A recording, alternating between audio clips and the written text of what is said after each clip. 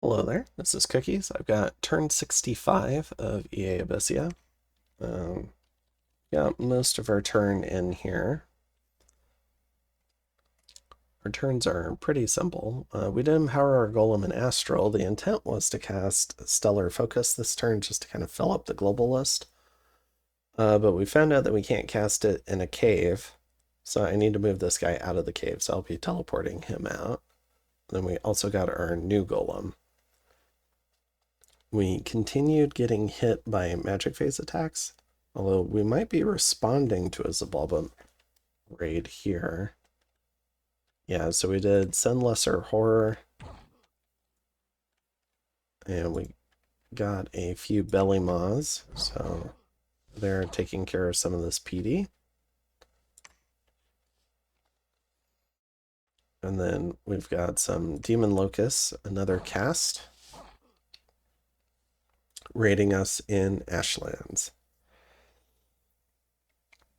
Alright, so, and then we've got some more Blood Eco and a fair number of battles. So let's go ahead and jump into some of the combat.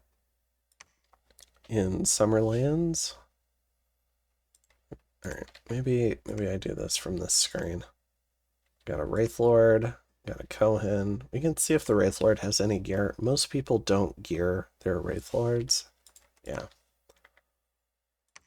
I like putting amulets of anti-magic on mine, but frequently I see people not gear them. We got 3 She-Lord thugs. A Vampire Lord runs into the Macone army. I think trying to gym bait it again and trying to get him to poison his own army again.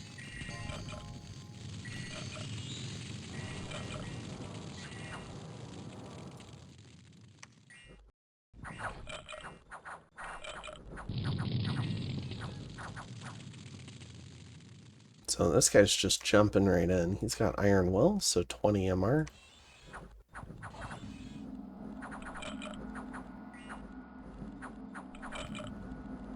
These Fire Shield SCs and thugs are very helpful for getting over to the vampire. Now the price for this delay, though, does cost them a Blood Guard, 5 Ectromos, and 5 more Hoplites, so they're losing a significant amount of their army every turn that Lanka does stuff like this, and for Lanka losing the Vampire Lord, he's just going to respawn in a few turns. Okay, so that was here in Mapito Cliffs. In Panuonia, we get raided by a small squad of Sacreds with a Vampire Lord. The Vampire Lord takes it with Horde of Skeletons. We get raided again. We raid Nether. We raid Kaelasa. Let's see, we go ahead and raid with a Hinnom army. Some more. Okay, so this is interesting. Because we get attacked by 2 of these groups of Demon Locusts, and they correctly anticipate where these guys are going, and it looks like that we've got no leadership here. So my guess is the leadership got mind hunted. And so that's why our raiding parties probably need to have multiple commanders. But maybe both. I thought this one might have had 2 generals, but maybe it only had 1. So it's just a bunch of leaderless stuff. So it's getting massacred a bit. Alright, so that was Frostergrad. So we lose 22 Sacreds, only kill 1 Locust, which is pretty bad. And then in Zimria, okay, we have something fun. So this might be our big battle for this turn, although it's definitely not the biggest we've seen. We've got a whole bunch of Draconians and some Vanheim mages against a whole bunch of boars.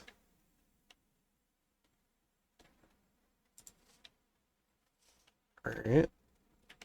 Oh, and the Thrice-Horned boar. So this is the Marverni Pretender. Let's go ahead and take a look at all the mages involved. So we have a Vanadra and a Van Jarl, both with really pretty basic kit. and a Archwizard of the Sky. And it looks like no gems on any of the Vanheim side, but we do have some gems on the Marverni side. So go ahead and see what the buff script for these guys is. Gift of Flight, Blessing, Phoenix Power, Mist Form, Luck. You can see what the boar's casting in the top left, but I'll also pull it up in just a second. Gift of Displacement, Windrunner. And let's go over to the combat. So the Draconians drop in the back. Now, these Great Boars are not blessed, but they still have the larger part of the bless. And it looks like Battle Fury. Do they all have that? Okay. Which, that might be inherent to the chassis. And then, what has this guy done? So, Ironbane, Fury of the Wild. Okay, so Fury of the Wild affects all animals on the battlefield. So, pretty efficient there. We got Blessing, Luck, Gift of Displacement, Horrible Visage, Gift of Flight, Mistform, Windrunner, and Phoenix Power, Mistform, Fire Shield, and Falling Fires for the Archwizard.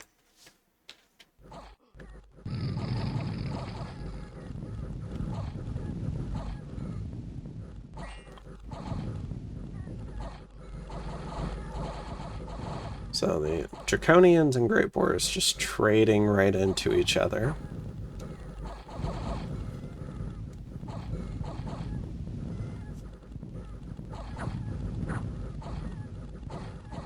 This is the Vanadrot, so they are size 6. They've also got Dread on themselves. So they also did Reinvigoration at the end, so they're very low fatigue. Ooh, so, okay. The Thrice-Horned Boar got knocked out by his big spell, which was the Fury of the Wild, so he hasn't moved yet. The Draconians are starting to lose the fight, but the Great Boars have routed. And part of that is... Oh, they aren't actually starving. I thought they would be starving. But they must have taken a bad dread check, which is kind of insane if that one Vanadrot routed the whole squad like that.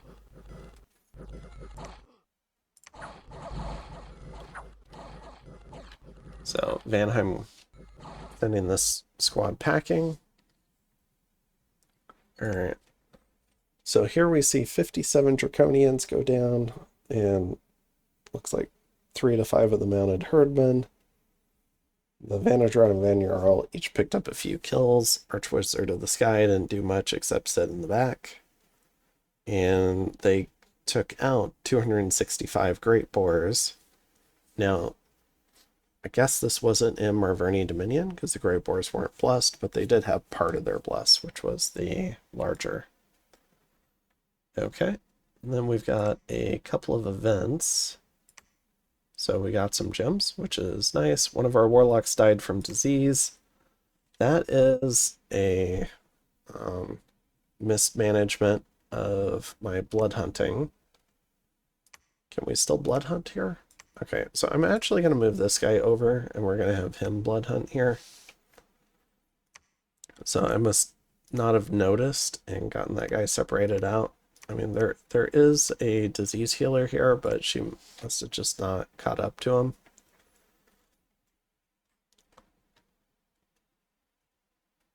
Oh, wow. I mean, a lot of these folks are old. All right. So, I just noticed that. I can't believe that. All right, so we did lose that warlock. But otherwise, we're continuing to blood hunt.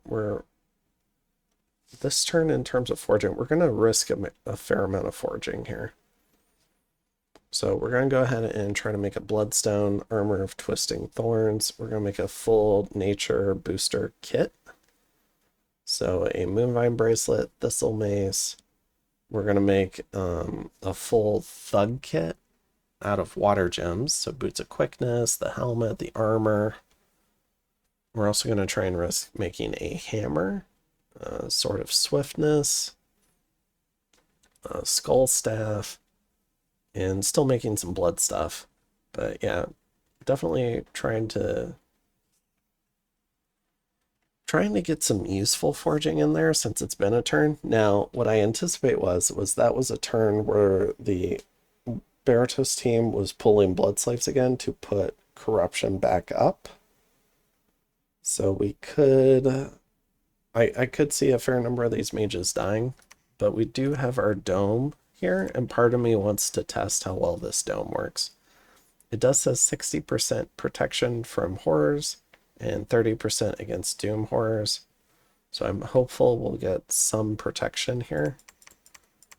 And then one of the things I can do, so this guy's going to go ahead and get empowered, I believe, in...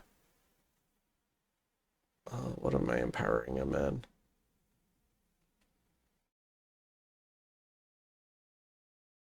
Was it Glamour?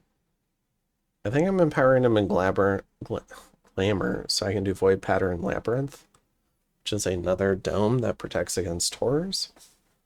And then we're teleporting the other guy out. So we'll see how we do. And a fair amount of the forging could happen before the corruption cast gets put up, technically. So I'm hopeful maybe we'll escape some of that wrath. I did realize that this guy is no longer completely essential to me. So he's got Fire, Earth, Blood crosspath. We've got the other two guys empowered, though. So we do have some backups if we need to be able to do forging with. And I'm not risking either of them this turn. I am risking this new guy we just recruited, though, to make the hammer. So that's a little bit of what we're doing there. And then in terms of what we're shipping out, we're sending 100 fire gems to Kailasa, just in case corruption doesn't go up again. Maybe they can get a whole bunch of Angiri with that. Sending 500 gold to Hinnom, and then a bunch of the new blood stuff is also getting shipped out, including that ancient casket over to Hinnom. He can put that on his darkness caster, and that'll probably save some death gem income. All right. And hopefully, if he's storming this fort this turn and he wins, then he'll be able to equip that casket because now he'll have Forest of Springs. So we see a little bit of the raiding game around this siege here, but if we can take this fort, that'll be a great base of operations. Over here, though, we see these Zabulba raids are definitely that I believe they've cut off income from this raiding game. They've retaken Scantrast, I think, last turn to reopen their income from down here in the caves. So the Zabulba player is really putting in a lot of heart. Definitely very much appreciate it. And they are raiding hard. He did connect income all through here, which is pretty good for them. And it looks like these two armies both combined on Ostrith, and then this army is forking these two forts, so maybe he's going to go and try and take Zoglia. I need to remember to move this assassin.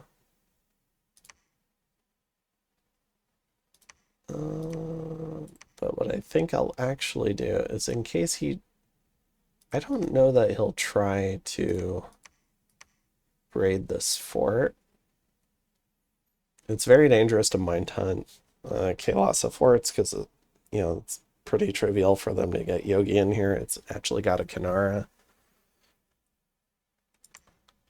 So maybe we can raid some of this stuff. I don't know if my assassin can kill a demonic locust, though. But we may as well get him in there. I think what I could do instead is...